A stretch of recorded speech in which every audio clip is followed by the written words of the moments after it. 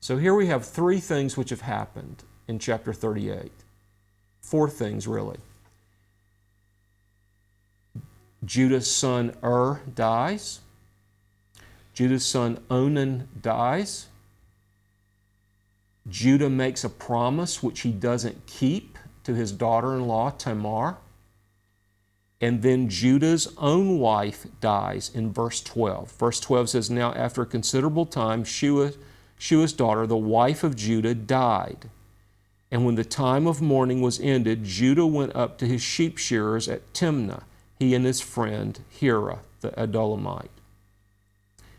And Tamar, his daughter, was told in verse 13, 'Your father has gone down to shear the sheep.'" This is a big deal in a shepherd's community, that time of year when you go off and you shear all the sheep to get the wool to make the clothes. So verse 14 says, "She," this is Tamar, this is his daughter-in-law, the widow of his son, "she removed her widow's garments and she disguised herself. She dressed up like a prostitute, and she took her place beside the road." I don't know how it is in Russia. I haven't lived in Russia for a long time. But in Hungary, when you go out in the country, it happens in the city too, but mostly it happens in the country, there are prostitutes who stand along the road in certain places, and it's very obvious that that's their job. Well, in English, we say that this is the world's oldest profession. And so even then, there were prostitutes along the road. Well, this woman who was married to Judah's son and is now a widow disguises herself as a prostitute. And she takes her place along the road. And Judah has been widowed a very short time, a few days, a few weeks. He hasn't had a wife. And it says in verse 15 that when he saw her, he stopped. And in verse 16, they've got to make a bargain. He gets sex, but what is she going to get? What does she get in return? He wants to give her a goat. He wants to give her an animal as payment for sex from the flock.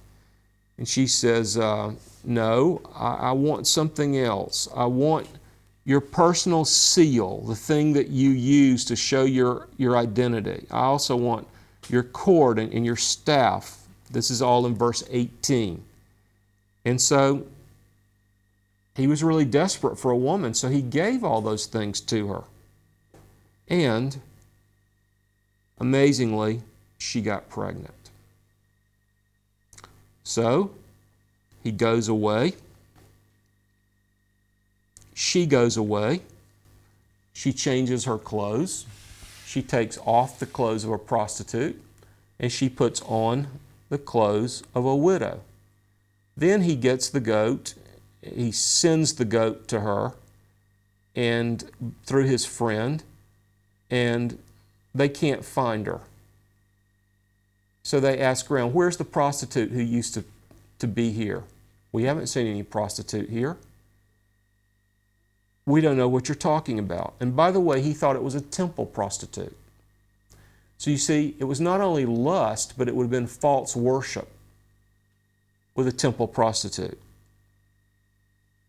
So his friend comes back and says, I couldn't find her. Nobody could find her. And then he says, "Well, I guess I just lost the things that I gave to her. And I guess they're just lost."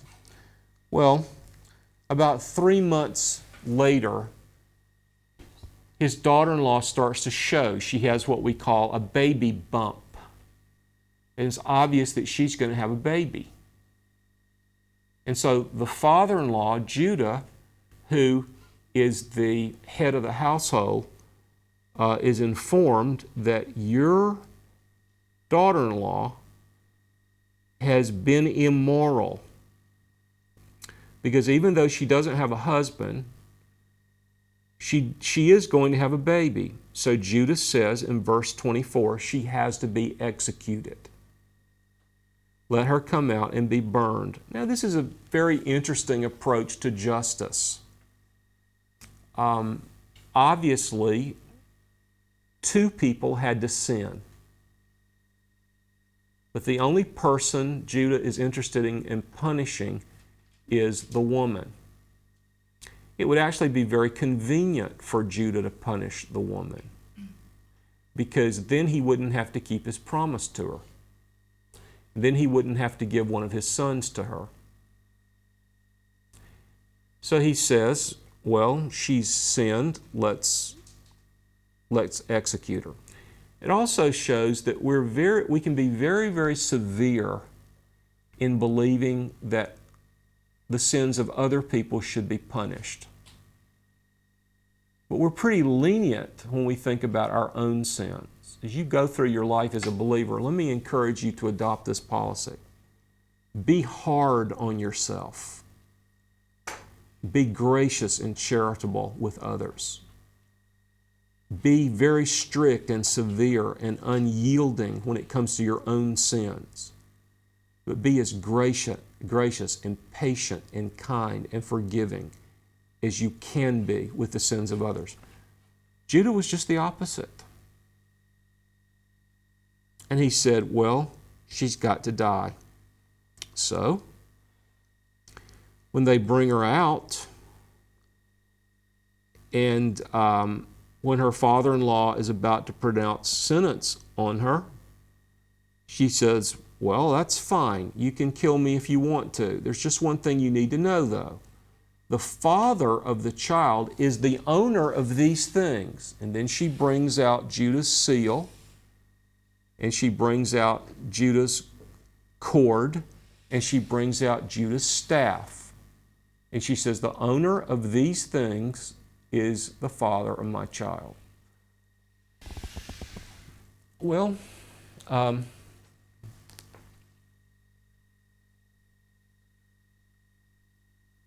Judah disguised the death of Joseph, and he deceived his father.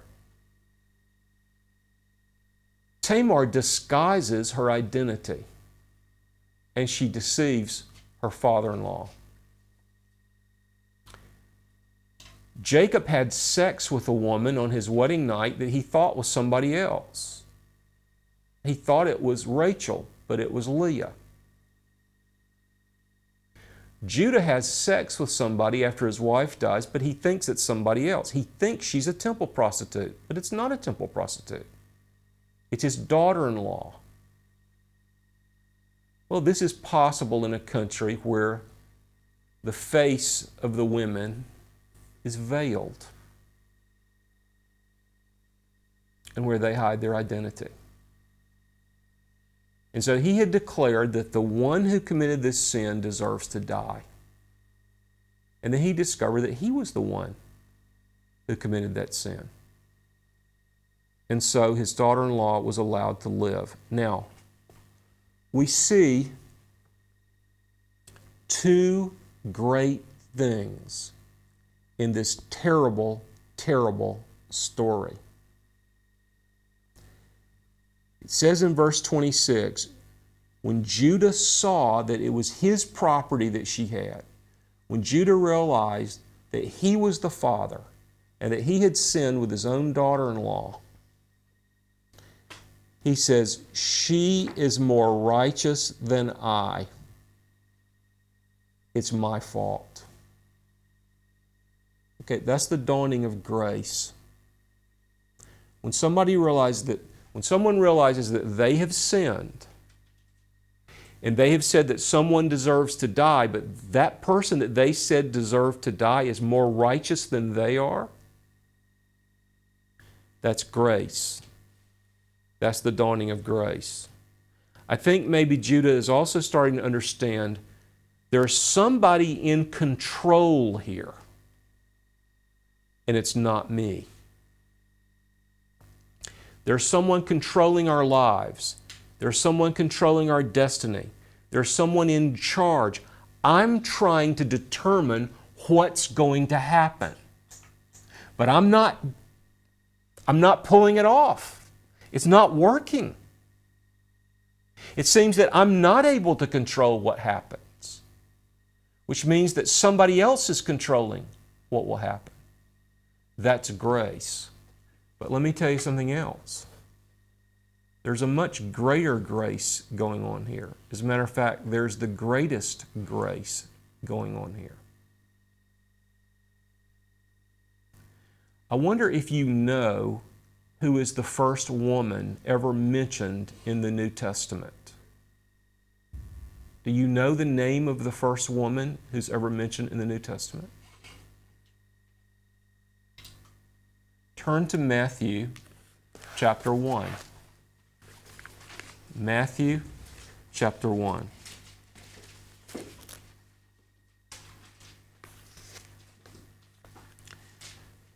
Matthew 1, verse 2.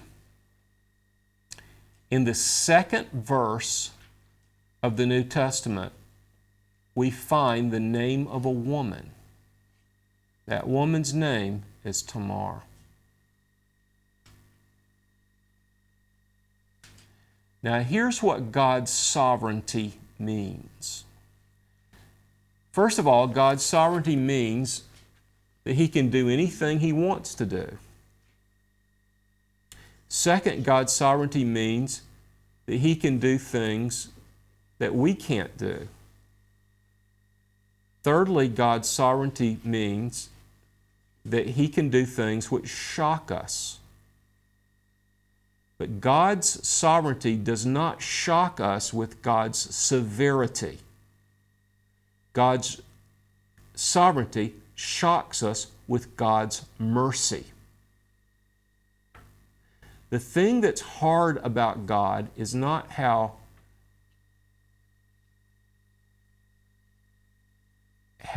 full of wrath and punishment He is. The thing that's shocking about God is how full of love and mercy He is. Remember, I told you this saying that God can hit a straight lick with a crooked stick. God can take something that's bad and make something good happen. Well, acting like a prostitute is pretty bad. Having sex with your father-in-law is pretty bad. That's pretty bad. So what happens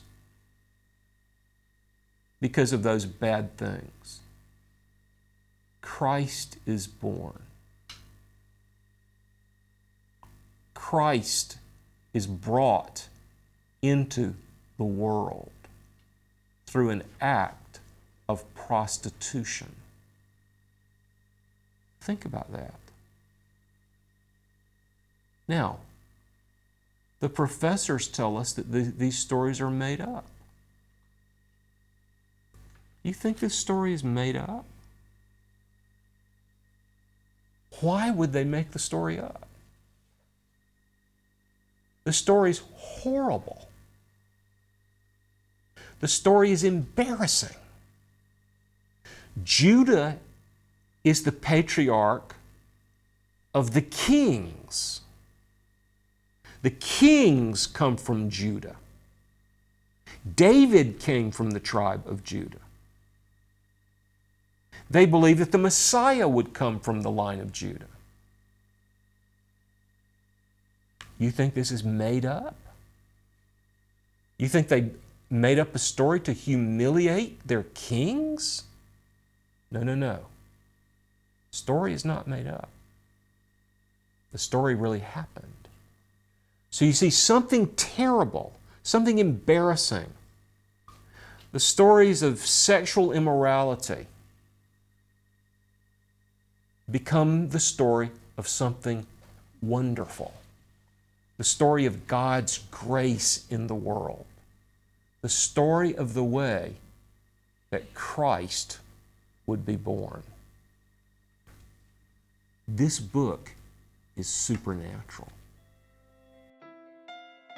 TVS Seminary is a great way to invest in the kingdom of God. Please consider making a donation to support this effective educational and outreach ministry today. We exist upon your gracious giving. Please donate to support TVS Project's continuation and growth. For more information, visit tvsseminary.com. Well, we can see why Genesis 38 is a chapter that most people would not be eager to teach on. But that's a shame, because Genesis 38 is full of very, very important things that we would do well to learn and understand. Joseph was so righteous that his unrighteous brothers wanted to kill him. The sons of Judah were so unrighteous that God had to kill them. One of the greatest symptoms of wickedness is you blame the righteous and you excuse the guilty. It is one feature of wickedness, one symptom of wickedness, that the wicked person has a tendency to excuse wickedness and guilt and blame righteousness. We see this in Judah's life. As a matter of fact, it says that the reason he didn't keep his promise to Tamar is that he actually blamed Tamar for the death of his son. He lost 2 sons. Chapter 38, verse 11 says, Judah said to his daughter-in-law Tamar, remain a widow in your father's house until my son Shelah grows up. For he thought, I'm afraid that he too may die like his brothers. So Tamar went and lived in her father's house. You see, he didn't blame his wicked sons for their own death. He thought it was just bad luck, or he thought that maybe this woman was bringing bad luck to his house, since her husband, and she was married to not Onan. We're never told exactly whether Onan was married or not, but she's the widow of he thinks she's bringing some sort of bad luck to the family. And so we're told this story of Judah's own guilt and the way that Tamar was able to deceive her husband, or her father-in-law. In fact, when she got pregnant, she had twins. Evidently, twins ran in the family. Jacob was a twin. And now he's given twin grandsons, Judah being the father and Tamar being the mother. And there was some question about which son was born first. And so they tied a red string around the hand of the brother who was born first. Verse 29 said, as he drew back his hand, behold, his brother came out, and she said, what a breach you have made for yourself. So he is named Perez, and afterward his brother came out who had the scarlet thread on his hand, and he was named Zerah.